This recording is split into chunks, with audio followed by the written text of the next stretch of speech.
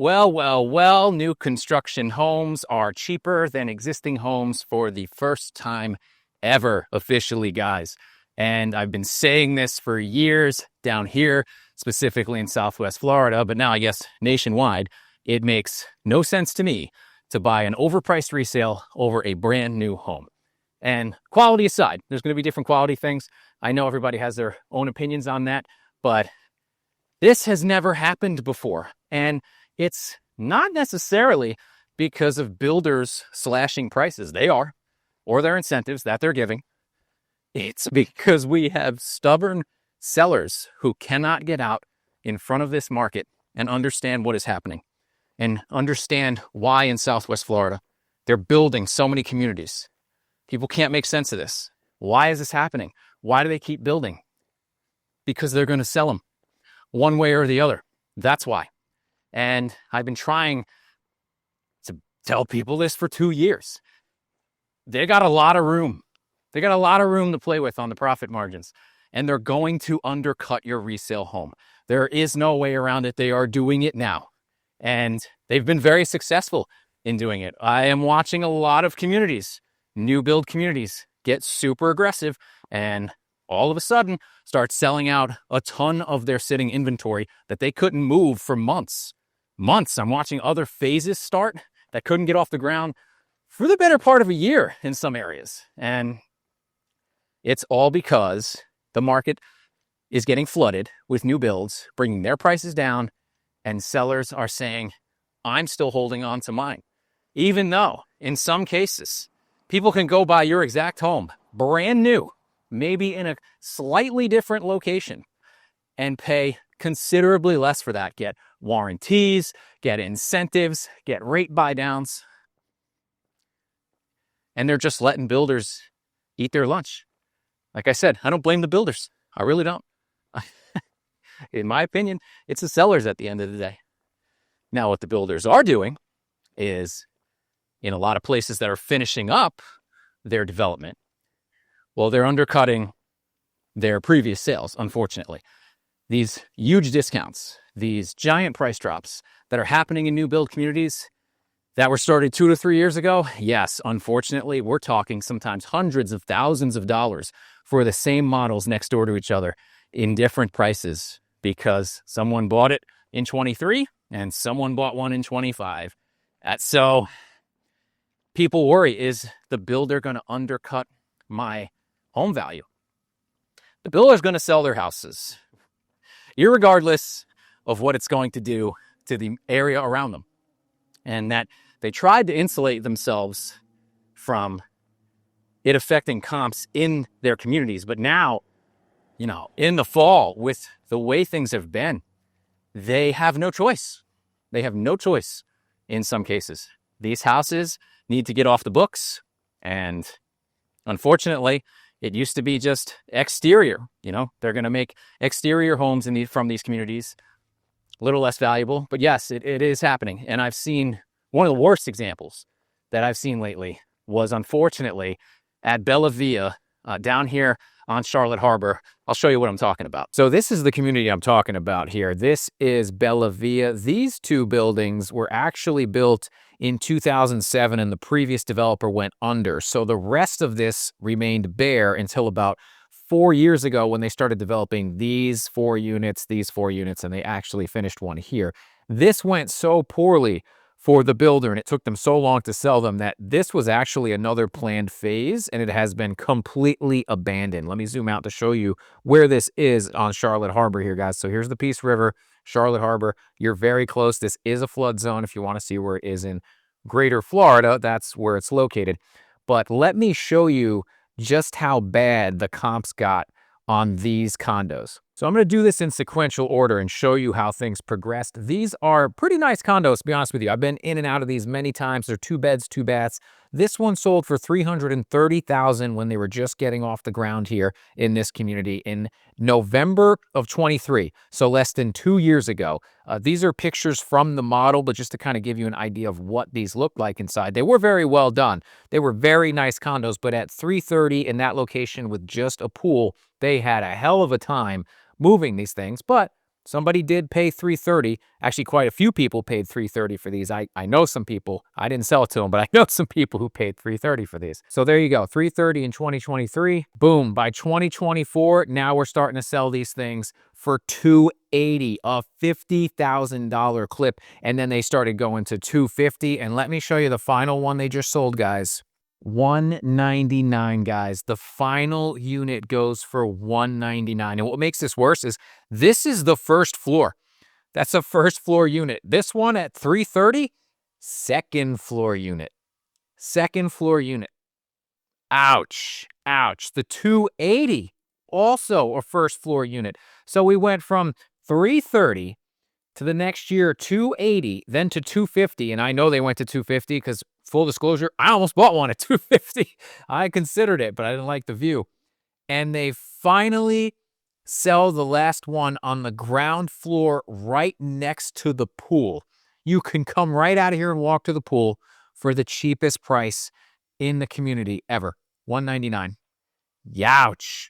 Youch. If you paid $330, you just lost $130,000 in equity, if not more, because this is a better location as far as amenities go. And it was listed at $240. So they tried to preserve, because the final comps prior to this were $250. These were selling in the $250s. So they went with $240 because it was the model, and boom, $199. They got clipped for $40,000 and they took it, and they are out of there from what I understand. This community is not going to be expanded unless somebody else comes in and finishes off that back section. So unfortunately, guys, not only did these people lose their equity, their community's not going to get finished. This is just going to be a barren wasteland out here until someone comes along, maybe 5-10 years down the line, decides they want to develop it. And if you look here, Steve's Towing, Top Granite and Marble, Siding Home Improvement. The big mistake, I think, here, Florida Tree and Ground Maintenance, is they put this directly next to a heavy industrial area. And a lot of the condos overlook that, so these were obviously cheaper on this side than here. But $330 on the north side of this, and then one closes at $199. How do you sell your property at this point if you want to for much higher than that? So this is the kind of stuff that can happen. This is a cautionary tale. And unfortunately, it's not the only one. And that's just one example, guys. I'm sure you have many more that you could provide in the comments. I could as well. I did just see a recent string of closings in a community. 4 houses, all on the same street, pretty much the same size, same builder, pretty much the same model, basically all the same fixture-wise inside. And one by one, they started closing lower and lower and lower and lower. And now, there were different perks for each house, don't get me wrong, but by the end of the day, it looked like the last guy out the door made out the best. And that is what is potentially occurring right now in a lot of these communities, which, again, is such a 180 from how these things were portrayed. You know, come in the community, we're just getting off the ground. You're getting the pre-amenity pricing. You're getting the founder pricing. No one's ever going to beat this. And I've got people... take Westport, for example, people who paid over or close to $500,000 for homes in there when they were the first buyers in.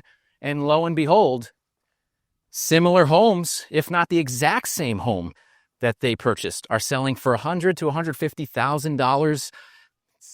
In some cases, $200,000 potentially less than that. So that's just a sign of the times. And it's going to be an interesting season here to see how builders deal with this. I've seen some interesting things from a few of them, changing what floor plans they're going to offer, trying to build out what I would call less desirable, less saleable parts of the community, you know, like closer to a highway or backing up to like a park with football field lights, things like that. I've seen that shift kind of go around. So, and that's what you got to consider too, guys. When you're buying a new construction, sometimes people will reach out and be like, oh my God, why is this quick moving? Such a better price than everything else around. Go to the bird's eye view. You know, oh, that one, yeah, that backs up to the grocery store. There you go. So different things like that will pop up.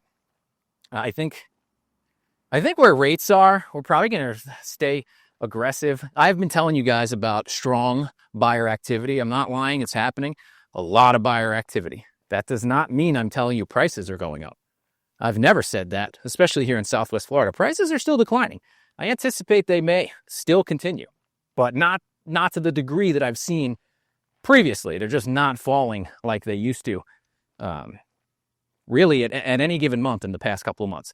So I've speculated we may stabilize. I've speculated that things may slow down from a price decline standpoint, but as it is right now, prices are still falling across pretty much the entire region.